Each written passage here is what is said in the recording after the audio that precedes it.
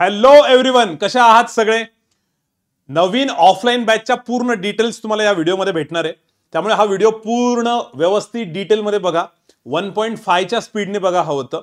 पण भरपूर जणांनी कॉल केले असतील की सर ऑफलाईन बॅच कधी चालू होणार आहे, कशी चालू होणार आहे, काय? तर सगळ्यांनी त्यांना हेच सांगितलं असेल की हा व्हिडिओ बघून घ्या. त्यामुळे सगळ्यांना रिक्वेस्ट आहे की व्हिडिओ पूर्ण बघा.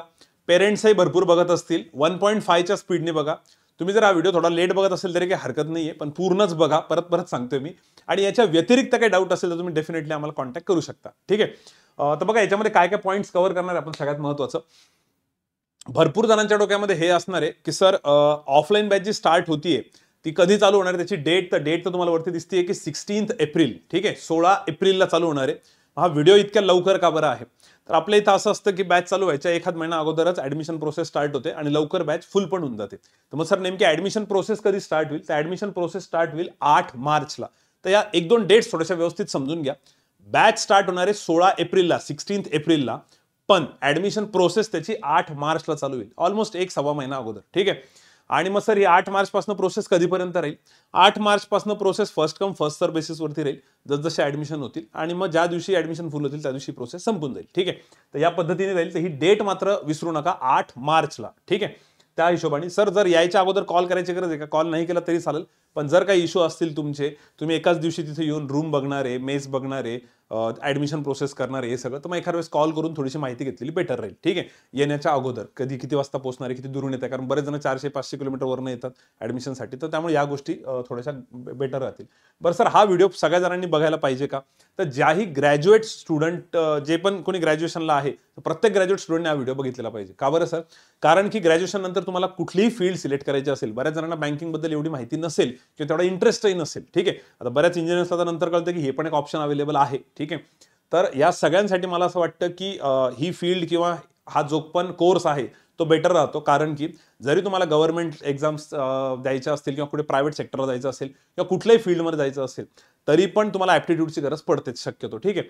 आजकाल भरपूर ठिकाणी आहेच. त्याच्यामध्ये बरेचसे एरियाज कव्हर होऊन जातात. बँकिंगचा, ॲग्रिकल्चरचा, MBAचा, SSCचा, रेल्वेचा. त्या सगळ्यांमध्ये SSC रेल्वेमध्ये 100% सेम नसतं हे, पण 70-80% कव्हर होऊन जातं. ॲग्रीचा प्रीचा पूर्ण पार्ट कव्हर होऊन जातो. MBAचा तर 90% सेमच आहे, फक्त व्हिज्युअल रिझनिंग नावाचा एक प्रकार वेगळा आहे. तर त्याच्यामुळे प्रायव्हेटमध्ये जरी जायचं असेल तरी एक ॲप्टिट्यूडची एक्झाम असते. तर हे वाया जाणारं नॉलेज नाही आहे. तर हा सगळ्यात महत्त्वाचा मुद्दा असतो, जो बरेच पेरेंट्स कॉलवरती विचारतात की सर आम्हाला एवढा अंदाज नाही आहे, मग आम्ही कसं करावं, काय करावं, तुम्हाला काय वाटतं, तुमचा अनुभव काय सांगतो? किंवा तुमचे काही स्टुडंट्स होते जे आमचे रिलेटिव्ह होते किंवा जवळचे आहेत किंवा गावातले आहेत, भावकीतले आहेत, ते सांगतायत आम्हाला, तर नेमकं आम्ही कन्फ्यूज आम्ही काय करू? हा प्रश्न खूप पालक लोक विचारतात. त्यांच्या सगळ्यांसाठी कॉमन उत्तर आहे. माझं असं मत आहे की हा कोर्स ना कुठला टेक्निकल कोर्स नाहीये किंवा असा कुठला स्पेसिफिक नाही की त्यातलंच तुम्हाला करिअर करावं लागेल. तर याचा फायदा भरपूर ठिकाणी आहे. याच्यानंतर एखाद्याचा MPSC करायचा जरी विचार असला तर त्यात पण हा सगळा नॉलेज कामात येतं. त्यामुळे याचं काही नुकसान होत नाहीये, बऱ्यापैकी फायदाच होतो. ठीक आहे. त्यामुळे हा सगळ्यात महत्त्वाचा मुद्दा आहे. म्हणून इथे लिहिलंय की प्रत्येक ग्रॅज्युएट स्टुडंटने हा व्हिडिओ बघायला काहीच हरकत नाहीये. ठीक आहे. त्यानंतर MBAचा सिलेबस कव्हर होईल का? तर ऑफकोर्स. प्लस त्यामध्ये फक्त ॲब्स्ट्रॅक्ट रिझनिंगचा प्रकार वेगळा असतो, तो तुमचा ऑनलाईनमध्ये होऊन जाईल. अंडर ग्रॅज्युएटचं ॲडमिशन घ्यायला पाहिजे का? तर माझं असं मत आहे प्युअरली, जर कोणी अंडर ग्रॅज्युएट असेल, म्हणजेच थर्ड इयरला आहे, सेकंड इयरला आहे किंवा फायनल इयरला आहे किंवा जर 4 वर्षाचं ग्रॅज्युएशन असेल, तर त्यांनी सध्या ॲडमिशन नाही घेतलं तरी चालेल ऑफलाईनसाठी. त्यांनी प्रिफर करा ऑनलाईन. का बरं सर? कारण कसं होतं, मुलांच्या सुट्ट्या वगैरे पडतात, मोमेंटम ब्रेक होऊन जातो, मध्ये कॉलेजची एक्झाम असते, काही लग्न कार्य असलं, काही गडबड झाली, मेजर कॉलेजवाल्यांचं तरी कॉलेजच्या एक्झामचंच असतं, तर त्याच्यामुळे ना थोडासा प्रॉब्लेम येऊ शकतो. त्यामुळे माझं सगळ्यांना रिक्वेस्ट आहे, जर अंडर ग्रॅज्युएट असेल तर शक्यतो ऑनलाईनचा विचार करा. ते तुम्हाला परत परत परत परत त्या वेळेला बघता येऊ शकतं. ठीक आहे. आणि तो मोमेंटम ब्रेक नाही होणार. इथं मोमेंटम ब्रेक होण्याचे चान्सेस जास्त राहतात. ठीक आहे. त्यानंतर सर याच्यामध्ये परत परत बघण्याचं याच्यात ऑप्शन नाही आहे का? तर हो, ऑफलाईनमध्ये पण राहतं, पण ते बॅच संपल्यानंतर देतो आम्ही त्यांना. ठीक आहे. ऑफलाईनवाल्यांना पण ऑनलाईन ॲक्सेस भेटतं आणि चांगलं ते 6 महिन्यासाठी भेटेल आता इथून पुढे. पण ते बॅच संपल्यानंतर असतं. त्याच्यामुळे तुम्हाला मध्ये तो प्रॉब्लेम येऊ शकतो. तर शक्यतो ऑफलाईन ॲडमिशनना ग्रॅज्युएशन वगैरे कंप्लीट झालेल्यांनीच विचार करावा. अंडर ग्रॅज्युएटवाल्यांनी शक्यतो ऑनलाईनचा विचार केलेला बेटर राहील. ठीक आहे. फीडबॅकचं माझी सगळ्यांना आवर्जून विनंती आहे. जसं की आता तुम्ही व्हिडिओ स्टार्ट होताना काही क्लासचे रिझल्ट्स बघितले असतील, तर असंच तुमच्या ओळखीतनं कोणी ना कोणीतरी क्लास केलेला असेल कुठे ना कुठेतरी तुम्हाला दिसेलच की SBI मधला दिसेल किंवा RBI मधला दिसेल, जो की तुमच्या कॉन्टॅक्टमध्ये आहे आणि ज्याने आपला क्लास केलेला आहे. तर तुमच्या कॉन्टॅक्टमध्ये कोणी नसेल तर जेवढ्याही मुलांची तुम्ही नाव वगैरे बघितले आहेत सुरुवातीला किंवा कुठलं एखादं पर्टिक्युलर एक्झामचं नाव बघितलं असेल, तर तुम्ही ऑफिशियल नंबरवरती कॉल करून त्यांचं नाव, त्यांचा नंबर घेऊ शकता, जेणेकरून त्यांच्याशी बोलून फीडबॅक घ्या. पण माझी आवर्जून विनंती आहे सगळ्यांना की क्लास जॉईन करण्याच्या अगोदर फीडबॅक घेणं गरजेचं आहे. त्याच्याने बऱ्यापैकी पिक्चर क्लिअर होऊन जातो आणि मग तो एक सिरियसनेस पण राहतो की या क्लासचं असं कल्चर, आपल्याला असं प्रिपरेशन करायचं आहे. त्यामुळे सगळ्यांना रिक्वेस्ट आहे माझी की फीडबॅक नक्की घ्या. जे मुलं सिलेक्ट झालेले आणि जर तुमच्या कॉन्टॅक्टमध्ये कोणी सिलेक्ट झालेलं नसेल तर तुम्ही ज्याही जिल्ह्यातनं येतात त्या फक्त या नंबरवरती कॉन्टॅक्ट करून ना त्यांना विचारा की मी या जिल्ह्यामधनं येतोय, तर या जिल्ह्यातलं तुमच्या क्लासचं कोणी स्टुडंट आहे का की ज्याने तुमच्याकडे क्लास केलेला आहे. म्हणजे तुम्हाला थोडंसं अजून एक कम्फर्टेबल वाटेल. किंवा तुम्ही रँडमली कोणाचाही नंबर घेऊ शकता, पण मी जिल्हा याच्यासाठी सांगितलं की थोडं आपल्या एरियातलं असलं की थोडं कम्फर्टेबल वाटतं. ओके, सिलेक्टेड स्टुडंटचे कॉन्टॅक्ट घ्या, हे मी तुम्हाला ऑलरेडी बोललो. बरं, अजून एक महत्त्वाची डेट आहे याच्यामध्ये. ऑफलाईन बॅचचं हे बघा चालू होती 16 एप्रिलला.